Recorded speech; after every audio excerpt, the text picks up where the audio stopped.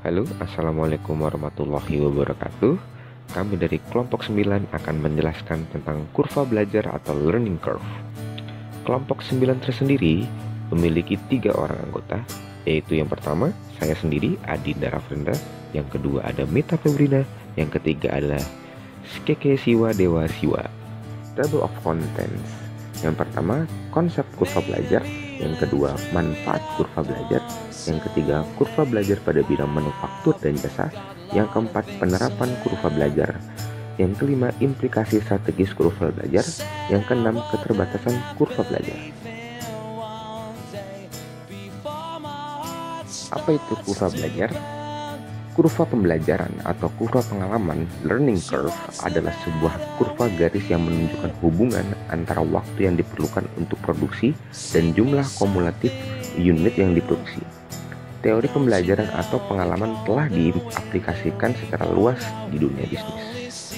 Kurva belajar didasarkan pada penggandaan produksi, yakni ketika produksi dilipat gandakan, maka penurunan waktu setiap unit mempengaruhi tingkat kurva belajar. Jadi, jika tingkat kurva belajar adalah 80%, maka unit kedua mengambil 80% waktu unit pertama. Unit keempat mengambil 80% waktu unit kedua. Unit ke-8 mengambil 80% waktu unit keempat, dan sebagainya. Prinsip tersebut dinyatakan sebagai rumus T kali LP, waktu yang dibutuhkan untuk ke unit M, di mana T sebagai biaya atau waktu per unit bagi unit pertama, L sebagai tingkat kurva belajar, P atau banyaknya T. Contoh soal dalam kurva belajar. Jika unit pertama dari produk tertentu membutuhkan 10 jam kerja, dan jika terdapat kurva belajar sekitar 70%, maka waktu yang dibutuhkan oleh unit keempat adalah 2 kali lipat 1 menjadi 2, kemudian menjadi 4. Karena itu formulanya adalah waktu yang diperlukan untuk unit 4 sama dengan 10 kali 0,7 kuadrat sama dengan 4,9 jam. Manfaat kurva belajar. Yang pertama, memperkirakan biaya produksi. Yang kedua, meningkatkan kualitas produk atau layanan. Yang ketiga, mengidentifikasi kesempatan untuk mengembangkan produk baru. Yang keempat, meningkatkan daya saing perusahaan. Manufaktur dan jasa. Dalam perusahaan manufaktur, kurva belajar dapat membantu perusahaan untuk meningkatkan efisiensi produksi dan mengurangi biaya produksi dengan meningkatkan pengalaman karyawan dan mengoptimalkan proses produksi. Konsep kurva belajar juga dapat diterapkan dalam perusahaan jasa, meskipun secara umum kurva belajar lebih sering dikaitkan dengan perusahaan manufaktur.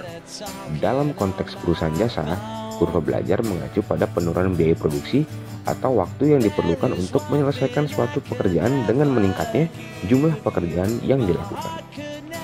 Selain digunakan pada bidang jasa dan manufaktur, kurva belajar juga bermanfaat untuk berbagai tujuan, termasuk sebagai tujuan internal, peramalan tenaga kerja, penjadwalan, penerapan biaya dan anggaran.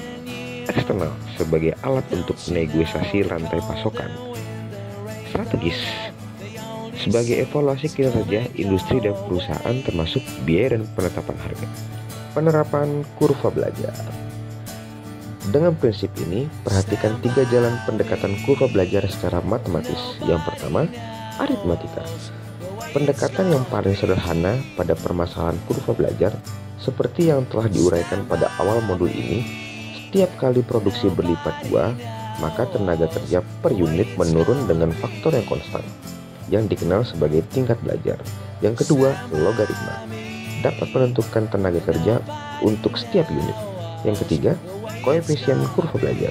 Pendekatan dalam pembelajaran mesin yang bertujuan untuk mengukur seberapa cepat model pembelajaran mesin dari data yang diberikan.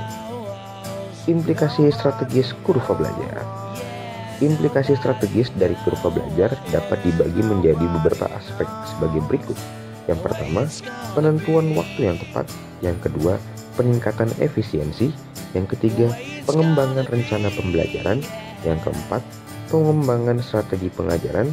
Yang kelima, pengembangan budaya belajar. Keterbatasan kurva belajar. Sebelum menggunakan kurva belajar, perhatikan beberapa hal berikut sesuai dengan urutan. Yang pertama, Karena kurva belajar berbeda pada setiap industri, maka perkirakan untuk setiap organisasi harus dibuat dan bukannya menerapkan kurva belajar perusahaan atau industri lain. Yang kedua, kurva belajar sering berdasarkan pada waktu yang diperlukan untuk memproduksi unit-unit awal. Karena itu, waktu tersebut harus akurat setelah informasi tersedia, maka perlu dilakukan evaluasi ulang. Yang ketiga, perubahan pada karyawan, desain, atau prosedur dapat mengubah kurva belajar. Kurva bisa tetap pada suatu waktu yang pendek sekalipun akan jatuh pada jangka panjang.